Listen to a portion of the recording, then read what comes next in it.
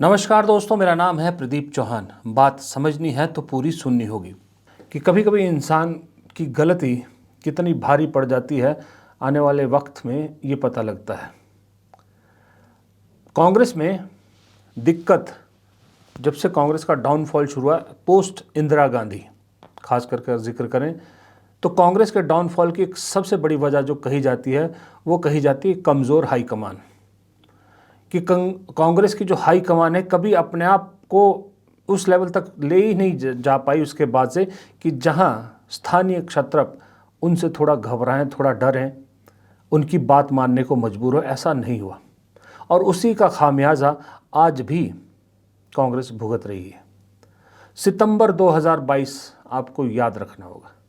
सितंबर 2022 का वो ड्रामा जो तकरीबन 10-15 दिन चला था, 10 एक दिन चला था, उस वक्त कांग्रेस हाईकमान ने कड़ा रुख लिया होता तो आज जो कर्नाटक में हो रहा है वो नहीं होता। कर्नाटक में कांग्रेस ने जिस तरह से डीके शिव कुमार और सिद्धारमैया को आदेश दिया कि ब्रेकफास्ट पे मिलिए और एक नतीजे पर पहुंचिए, आपसी सहमति बनाइए, वरना हम जो कहेंगे वो मानना पड़ेगा। आज दोनों मिले, बात भी हुई, सब कुछ हुआ और उसके बाद दोनों ने एक सुर में कहा कि हम हाईकमान के हर फैसले को मानेंगे और बीजेपी की हर चुनौती को स्वीकार करेंगे। See, the high command, whatever decision it takes, both of us will obey. Sir D K sir ಕೊಟ್ಟ ಮಾತಿನ ಚರ್ಚೆಗೆ ಪರಿಹಾರ ಏನಾದರೂ ಕಂಡುಕೊಂಡ್ರೆ ಸಿಎಂ ಮಾತಾಡ್ತಿದ್ದಾರೆ ಸರ್ ಕೊಟ್ಟ ಮಾತಿನ ಚರ್ಚೆಗೆ ಪರಿಹಾರ ಏನ್ ಕೊಟ್ಟ ಮಾತು ಹೈಕಮಾಂಡ್ ಹೇಳಿದ್ರೆ ಮಾಡ್ತೀವಿ ಅಂತ ಹೇಳಿದ್ಮೇಲೆ ಕೊಟ್ಟ ಮಾತಿನಂತೆ ಅಲ್ಲ ಸರ್ ಕೇಳ್ತಾ ಇದೆಯಲ್ಲ ಗೋ together. Sir, can you clarify, is the 2.5 years agreement is there or not? No, whatever High Command tells. So, but is there agreement? ಹೇಳ್ರಿ, Agreement is there 2.5 years or not? ಪ್ರಶ್ನೆಗೆಲ್ಲ ನಾವು ಉತ್ತರ ಕೊಡಲ್ಲ. Whatever High Command tells, you will obey it. Sir, at least, You understood it or not? No, I agree. This is my reply to your question. Sir, status quo till assembly ಯಥಾಸ್ಥಿತಿ ಇರ್ತಾರೆ. No. ಯಥಾಸ್ಥಿತಿ ಇರುತ್ತೆ sir. ಯಥಾಸ್ಥಿತಿ. See, we go together. There are no differences between me and DK Shivkumar. We face the election, assembly. We have worked out a strategy how to face the BJP and JDS. लेकिन क्या मामला यही सुलट जाएगा? जाहिर सी बात है, ये जो अल्टीमेटम दिया था कांग्रेस हाईकमान ने, दोनों मिले हैं, कुछ रास्ता तो निकला है। अब अल्टीमेटली वो रास्ता हाईकमान को पसंद आता है कि नहीं आता, हाईकमान उस पर क्या कहती है ये अलग बात है। लेकिन सवाल ये है कि ये सिचुएशन आई क्यों? बीजेपी में नहीं आती। बीजेपी में कई बार तो जब बदलाव हो जाता है तब पता लगता है। गुजरात में तो आपने देखा है कितनी बार पूरी की पूरी कैबिनेट बदल दी जाती है, किसी को पता भी नहीं होता। कौन मुख्यमंत्री बनेगा किसी को पता भी नहीं होता। कई राज्यों में ऐसा भी हुआ है। लेकिन चलिए, वो भी एक लोकतांत्रिक सिस्टम नहीं है, वो भी कोई बहुत अच्छा सिस्टम नहीं है। लेकिन जो कांग्रेस में हो रहा है ये भी नहीं है कि आप धत्ता बता रहे हैं कांग्रेस हाईकमान को।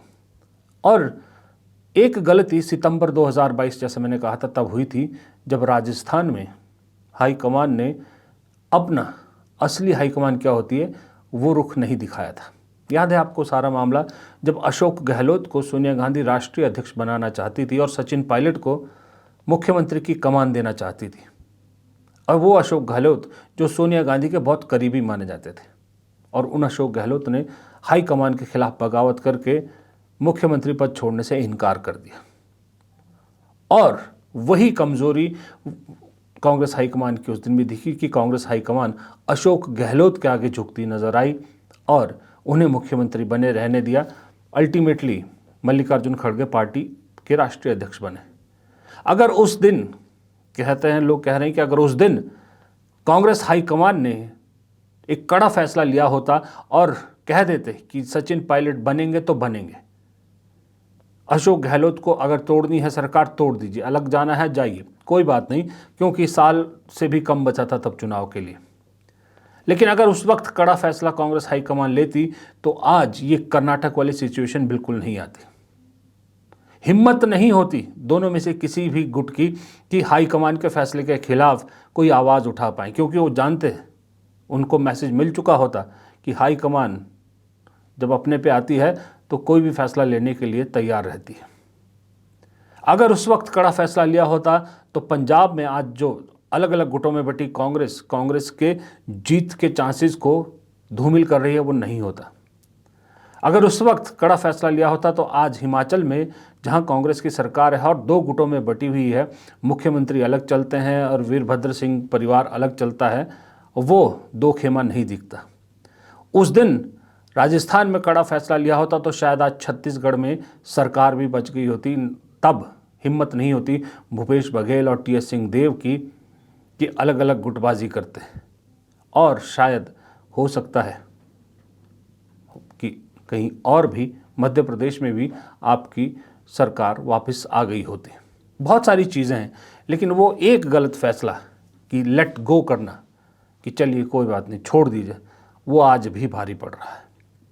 इसलिए मुझे ऐसा लगता है कि आज के दिन कर्नाटक में जो भी हो, उन दोनों ने जो फैसला किया हो, जिस तरह से मैंने आपको 2-3 दिन पहले वीडियो में बताया था कि राहुल गांधी मानते हैं कि अब बारी डीके शिव कुमार की है, प्रॉमिस किया गया था, तो अब वक्त आ चुका है नज़ीर पेश करने का।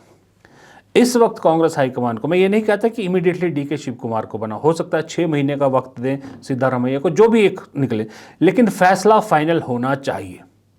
अगर इस बार कांग्रेस हाईकमान ने टाल मटोल की तो सच कह रहा हूं, पंजाब में अभी से कांटा मार दीजिए। 6 गुट की कांग्रेस है, अभी से कांटा मार दीजिए आप, और बहुत सी जगह पे कांटा मार दीजिए आप, मध्य प्रदेश में भी, छत्तीसगढ़ में भी, सब जगह होना है।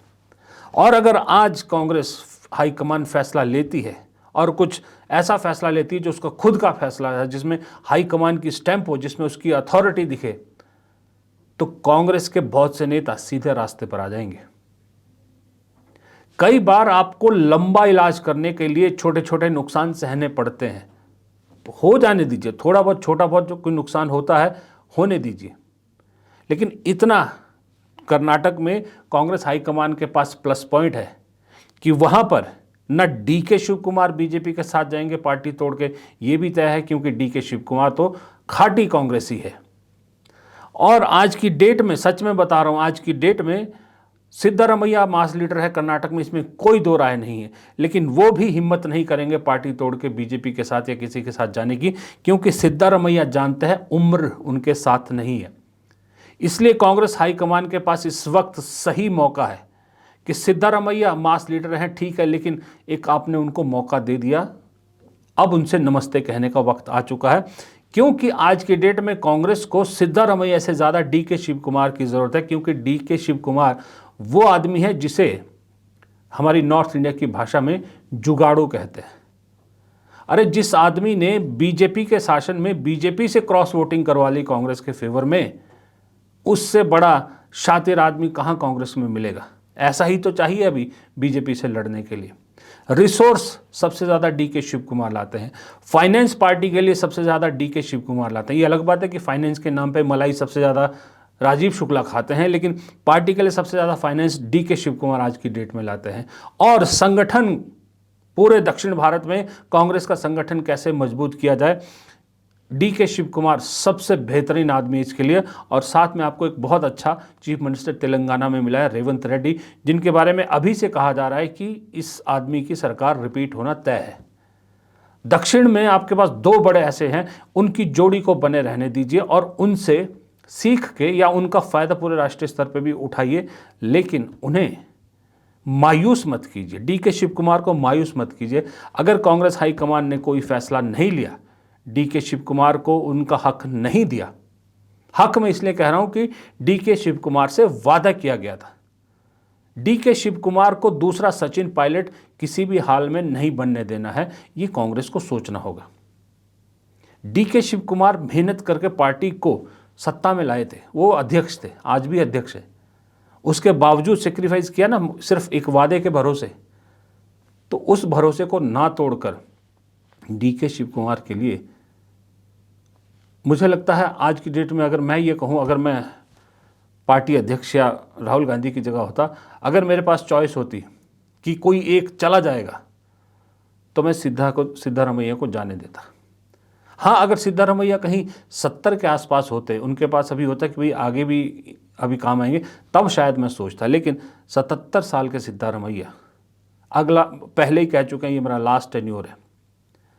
तो अब ऐसे खुद को, सिद्धारमैया को खुद भी सोचना चाहिए, खुद भी सोचना चाहिए इन लोगों को कि भाई अब रास्ता छोड़ देना चाहिए। 6 महीने आप रह लीजिए, सबसे लंबे सर्विंग चीफ मिनिस्टर का रिकॉर्ड तोड़ना चाहते हैं आप, वो कर लीजिए।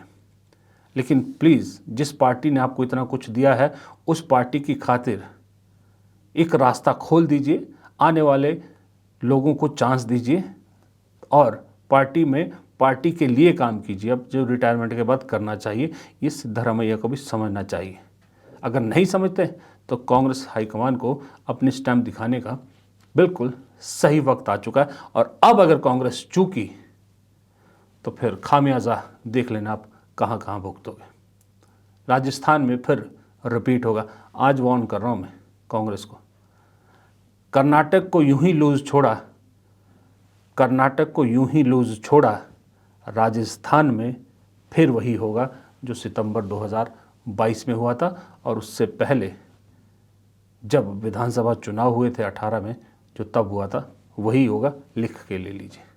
पिछले कुछ दिनों में देश देख रहा है, देश का दुनिया देख रही है कि किस तरह से हिंदुत्व और हिंदू धर्म को लेकर अपने वोट मजबूत करने के लिए कभी श्री राम मंदिर पर ध्वजारोहण होता है तो कभी गोवा में श्री राम की जो है एक मूर्ति का अनावरण होता है और उस बीच में बाकायदा एक पूरे सिस्टमेटिक तरीके से हिंदू राष्ट्र का मैसेज देने की कोशिश की जाती है। लेकिन दूसरी तरफ आज जो दिल छूने वाला एक सोशल मीडिया पर मंजर देखा, जो वीडियो देखा, उसकी बात करना ज़रूरी है।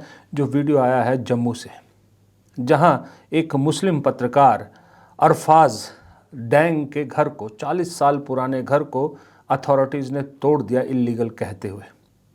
अब जाहिर सी बात है आपके सामने है, वो जर्नलिस्ट परेशान था, दुखी था, क्योंकि उसके हिसाब से लीगल घर था, 40 साल से वो घर पे रह रहे थे और जम्मू डेवलपमेंट अथॉरिटी ने आके आज वो घर तोड़ दिया।